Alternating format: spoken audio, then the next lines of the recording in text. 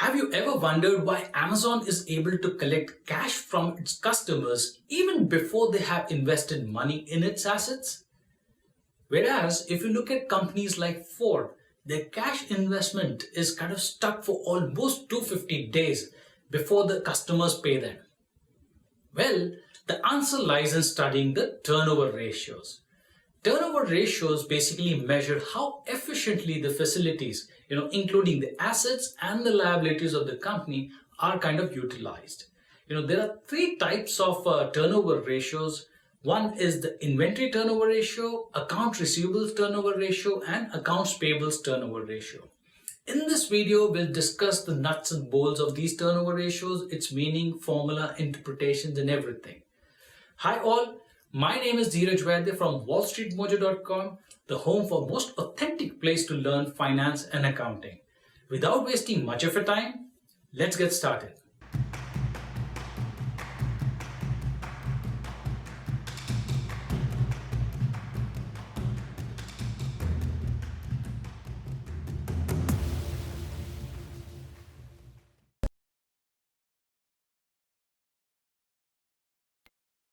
What is account receivables turnover? Account receivables turnover is a part of the ratio analysis framework and it comes under the turnover ratios here.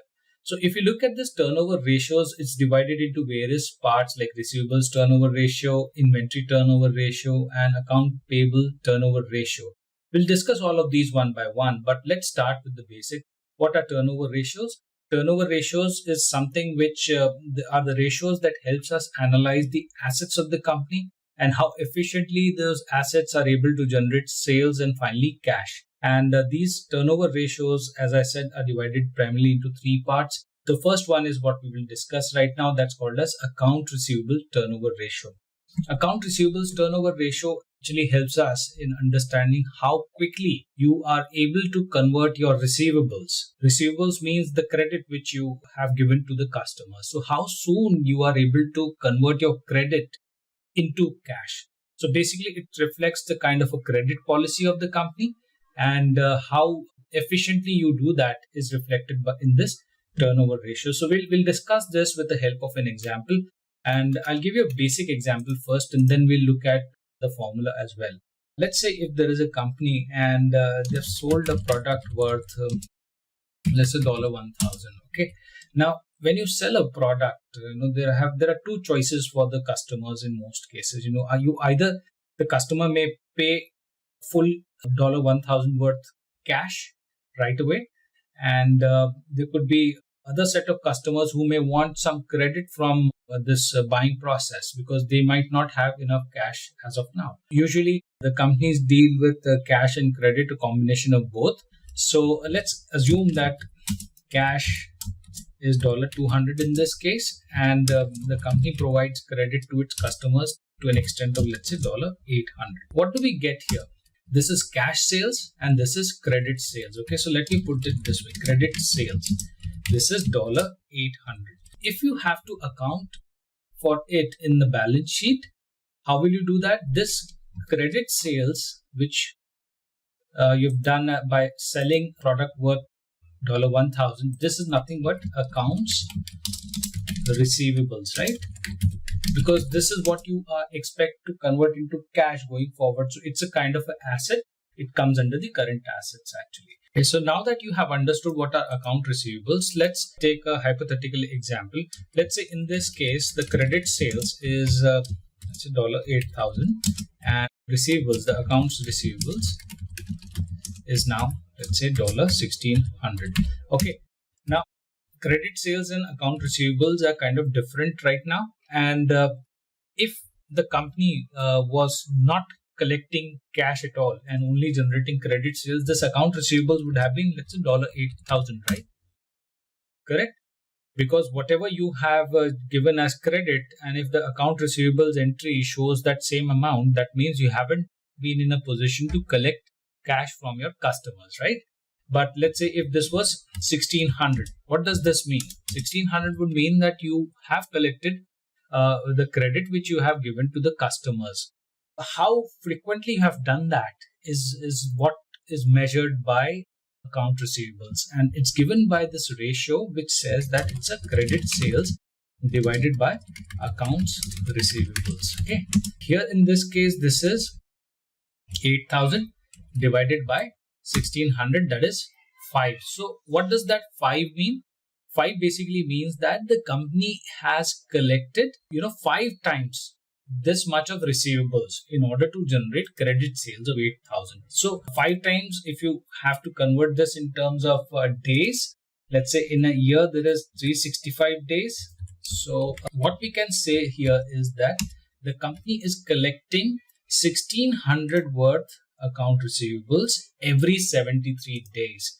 Okay, so the company is collecting $1,600 worth of receivables every 73 days, and that is account receivables turnover of 5 times. So now that you have understood the formula, let's move on and do a quick example. So here we have some data. Let's assume that credit sales was 100,000 and returns were 20,000. So what will be your net credit sales? Net credit sales will be 100,000 minus the 20,000 of returns, that is 80,000.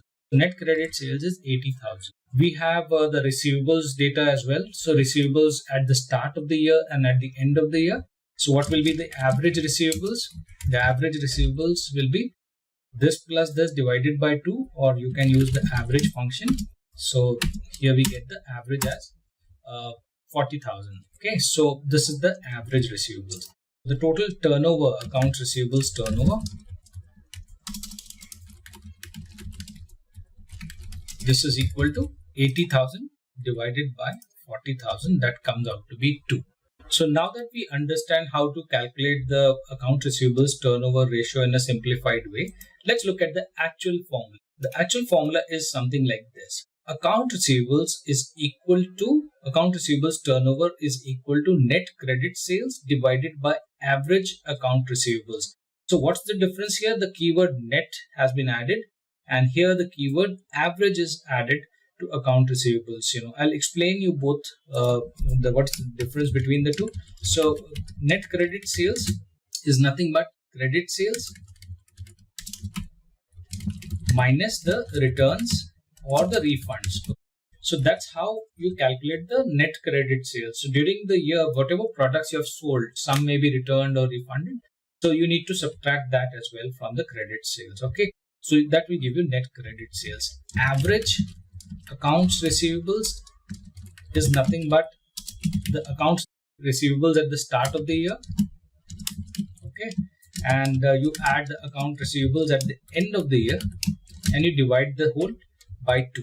So this will give you the account receivables average. So a quick question, why would you like to do an average of account receivables? Why not the end? You remember in this case, in the first example, we did this, we took the account receivables as at the end of the year, but the actual formula says that we should be using the average of it. Okay, why is that so? Look at, think of it, look at the numerator. The numerator is what it denotes has happened during the year, right? The full year. Say, for example, from 1st of January to the end of December. Okay, so during the year. But what about account receivables? You get a balance sheet which is as of 1st of January, that's the start of the year, and then you get another balance sheet which is at the end of the year. Okay, which is at the end, right? So that's 31st of December. So you get 2 different snapshots, but credit sales gives us the whole that has happened during the year. It is always wise to not just consider the start or the end. It's better to smoothen this out and average it so that you calculate the right amount. So now that you have understood the calculation of account receivables turnover, I want you to actually pause for a moment and think about this turnover ratio and tell me whether this is good or bad. Okay. Now, how do you define good or bad? Whether the company is doing good on the basis of account receivables turnover or bad? How do you find it out? Right. So if you look at this account receivables turnover of 2.0, what this essentially means is that the company is collecting cash every 182.5 days. So company is able to convert its account receivables into cash every 182.5 days. But whether it is good enough or not, we really don't know. right? So in order to get the answer for whether this is good or bad, we need to actually compare this with the industry. So it's important to compare your company at hand with the overall peer group. Let's say if the peer group has an account receivables turnover of 4. So how many days do you think it might take to collect its account receivables? So this would be equal to 365 divided by 4, right? Every 91.25 days, the industry on an average is able to collect its accounts receivables.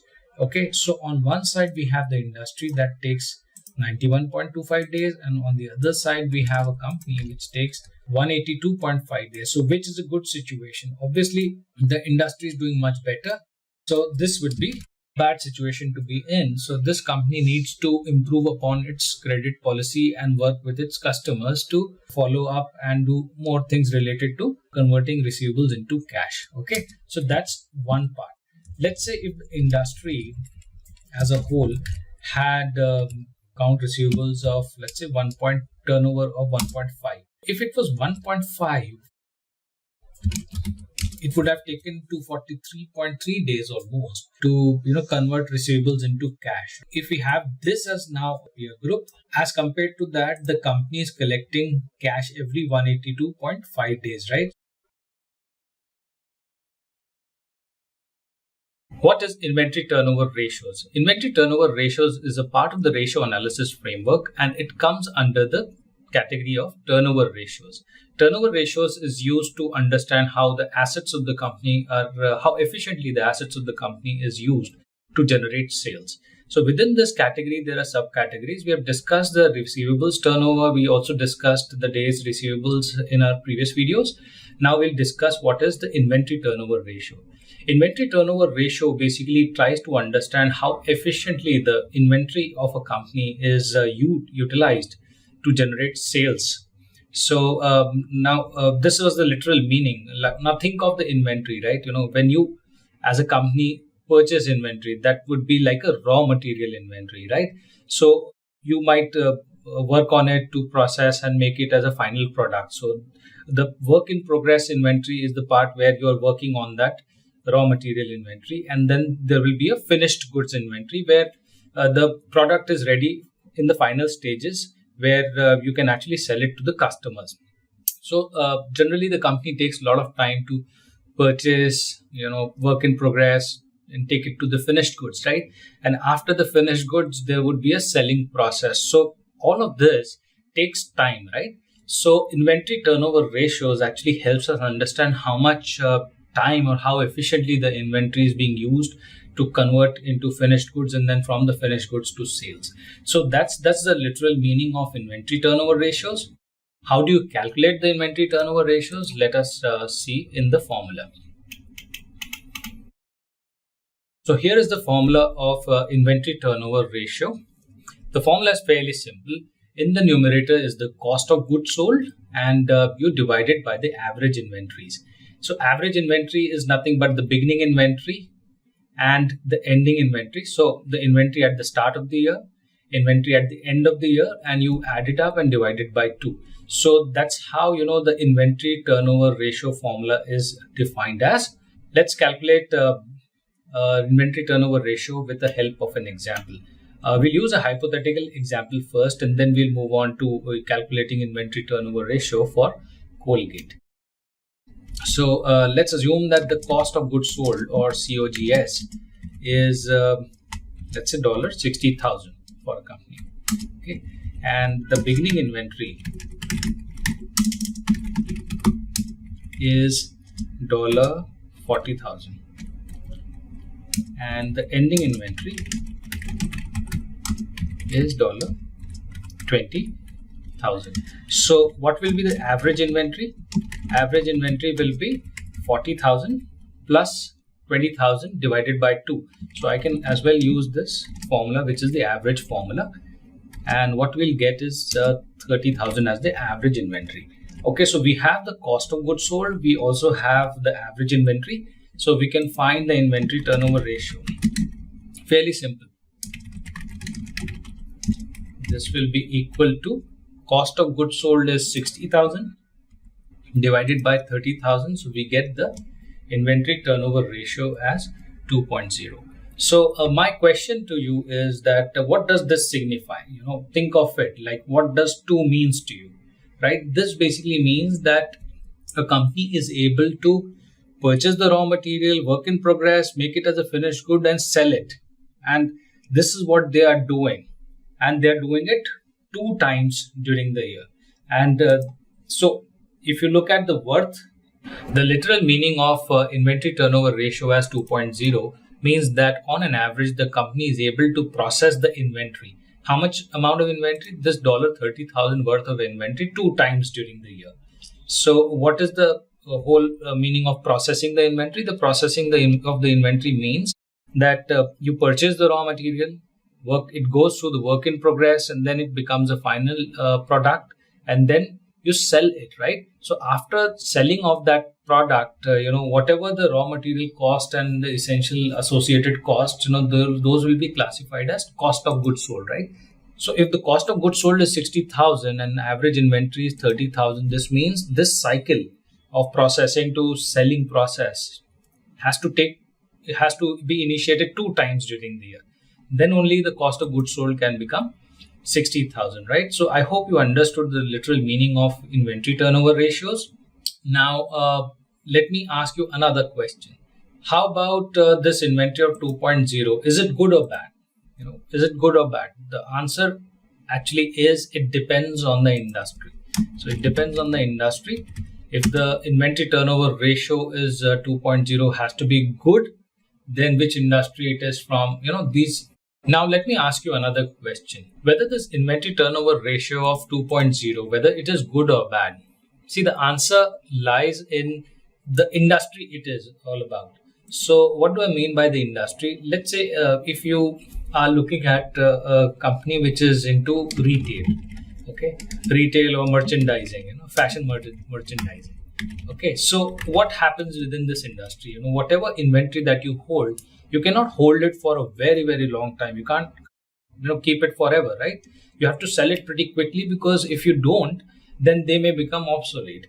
So industries like merchandising or retail, they have an inventory turnover ratio of usually 5 to 10. Okay, and this is the typical ratio of retail and merchandising. Now, think of another. Let's discuss about fast food. McDonald's. How much do you think will be the inventory turnover ratio of McDonald's? What is the inventory for McDonald's? Inventory would be, of course, the raw material is the food, right? The raw potatoes and the chicken and burgers and things like that. So can they keep it for a long time? Can they keep it for 5 days, 6 days, 7 days? No, they can't do that. Every time they buy this raw material, they have to immediately process it, or they would try to minimize the holding time of this food, because the food is as such a perishable product, so they can't keep it for a longer time. McDonald's as such has a very high inventory turnover ratios because of the said reasons, and if you calculate this, it comes out to be around 300 plus, if I remember correctly. It's a very high inventory turnover ratio for McDonald's. Likewise, for restaurants and others where inventory cannot be kept for a longer time, I think for restaurants, usually it is around 20 times. Okay. So as I said, it depends on the industry, whether it is good or bad. On one side, we saw an example of retail, merchandising, McDonald's and other restaurants. Now, there could be cases where inventory turnover ratios are very, very small. It could be as small as 2 or less than 2 as well. And that depends on the industry, how long the inventory takes. So think of large manufacturing companies, manufacturing of turbines, manufacturing of cars, all of these usually take a lot of time for processing. Okay. So what is accounts payables turnover ratio? Accounts payables turnover ratio is a part of the ratio analysis framework, and it comes under the category of turnover ratios. Now, we've learned about receivables turnover ratio, inventory turnover ratio, and now we will look at what this is all about. So for understanding what this is, accounts payable turnover, we will need to understand first what accounts payable is as such. Accounts payable primarily means that the payables that are due to the suppliers. So as a company, when you buy lots of raw materials or inventory, obviously that buying process might involve either payment in cash or payment in credit, right? So when the payment in cash happens, there is nothing called accounts payable because there's nothing that is due. But when the payment is on credit from the suppliers, you actually record this on the balance sheet as accounts payables. So when we talk about accounts payables turnover, we say that how many times during a year you are kind of settling your bills for the suppliers.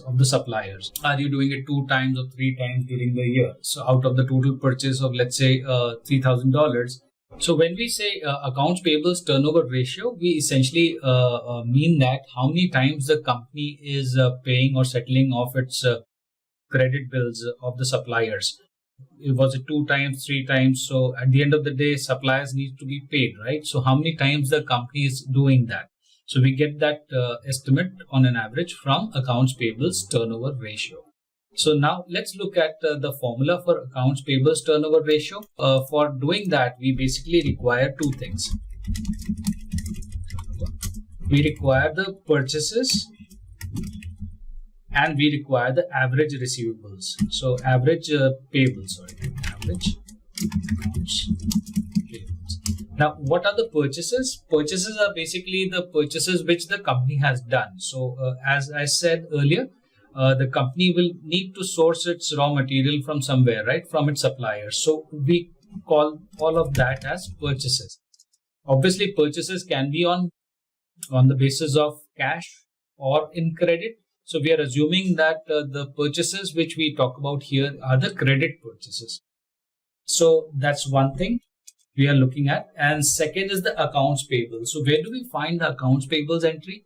The accounts payables entry is found in the balance sheet. Okay, so we take the average because this is the balance sheet number. So at the start of the year, the balance sheet would give you an accounts payable number. And at the end of the year, you will have a snapshot of what the account payable number is. You take an average so that, there is no seasonality or, you don't put a specific number to it. The second term that is here in the formula is the average accounts payables. So average accounts payable essentially means that you are taking the accounts payables of the start of the year and then at the end of the year. Okay. And then you are dividing that by 2. Why do you take the average accounts payable and not the accounts payable at the end of the year or the beginning of the year? The answer lies in, how the balance sheet is formed. Balance sheet actually gives us a single snapshot. So you will have a start of the year balance sheet and at the end of the year balance sheet. On one side, we have purchases, which happens during the year, right? So during the year means the full year. But on the other side, when we talk about the balance sheet, it's a single snapshot. So we just know the start and the end. We don't know what happened in the middle or in between. We usually take the average so as to smoothen this out. Maybe the ending accounts payable would be very less, or maybe the starting would be very less. The average will actually average out the whole, boundary conditions. So that's why we take the average accounts payables, and it is found in the current liabilities section on the balance sheet. That's the formula. You might be wondering that where will we get the purchases number, right? Purchases is not directly given in the income statement. So if you look at the income statement of Colgate, I'll just show you. We have the cost of sales, and then we have selling, general, admin expenses and other kind of expenses, but we don't have this number called as purchases. So where does the purchases number actually come from? So it has to be found out. It is not directly available on the balance sheet or the income statement. You have to find out as an analyst. So let's do that. I'll tell you what the formula is for the purchases. First thing, you remember this equation. This is called as a BASE equation. This is called as the base equation. I'll come to what this means now. Base means beginning inventory plus your addition to inventory is equal to your cost of goods sold plus the ending inventory. If you look at this formula closely, I'm saying base B is the beginning inventory. So what you start during the year in terms of inventory. Second is addition to inventory, whatever you purchase. So this is where the purchases is coming from. Addition to inventory. So during the year, you would add on to the inventory by making purchases from the suppliers. And from that inventory, so this is equal to. So from that inventory, you will sell a part of it, right? As cost of goods sold. So COGS, cost of goods sold. Okay. So S comes from here, cost of goods sold, and the last one is the whatever is left over will be the ending inventory. I hope this equation is pretty easy and clear. Beginning plus addition during the year should be equal to whatever you have sold in terms of inventory plus the ending, right? This addition to inventory is nothing but purchases. Okay, just remember this. This is addition to inventory is the purchases. By just rearranging the formula above, we can find the purchases. So let's do that. Let's rearrange the formula quickly. I'll do that. Addition to inventory is equal to, or I'll also put a bracket here so that there's no confusion. So addition to inventory or purchases is equal to cost of goods sold plus ending inventory minus the beginning inventory. Okay. In order to calculate the accounts payables turnover, you require the purchases. Purchases can be found using this formula, and the average accounts payables number will be sourced from the balance sheet. I hope this is clear now. So let's take an example to understand this in more detail. Here is a short example, and we will try to calculate the accounts payables turnover. So just remember the base equation because we'll be applying that as well. Cost of goods sold given here is 60,000. Beginning inventory is 40,000. Ending inventory is 25,000. And accounts payable at the start, the beginning is 10,000, and accounts payable at the end of the year is 20,000. So we have actually all the data that is required to calculate the accounts payables turnover ratio. First thing is we will calculate the purchases. Okay, so we'll use this equation purchases. Purchases will be equal to cost of goods sold plus ending inventory minus the beginning inventory. So purchases, this is equal to cost of goods sold, that is 60,000, plus the ending inventory. Okay, so that's 25,000 minus beginning inventory. So this comes out to be how much? That is 45,000 as the total amount of purchases done during the year. Now the formula says that we have to divide the purchases by average accounts payables. Okay, so here we have the start as 10,000, ending as 20,000. So we need to find the average accounts payables. So this will be the average of the two. So I'm using the formula average to calculate the average payables, and this comes out to be 15,000. Okay, so let me put this here. So we have average accounts payables as 15,000. So what will be the accounts payables turnover? So this is basically nothing but purchases divided by your average accounts payables. That comes out to be 3. The calculation is fairly simple. Usually you get everything from the balance sheet. This is given in the balance sheet. Here you have this in the income statement. This is again in the current liabilities side of the balance sheet. So pretty much all the data is readily available in the financial statements. How do you interpret this accounts payables turnover of 3 times? Basically, it means that on an average, the company is paying accounts payables of 15,000. They're settling off the bills to an extent of 15,000 thrice a year. So that basically is the literal interpretation of accounts payables turnover. I hope you found this video to be useful. Please do like and share. And if you have any feedback or want to suggest a topic for any future videos, then you may do so by writing about it in the comments section. Also, we come up with interesting videos on finance and accounting topics regularly. So if you haven't subscribed to our channel yet, then please do so by clicking on the subscribe button below so that you can get the notification about our latest videos as soon as we release one. Thank you for watching. Have a nice day.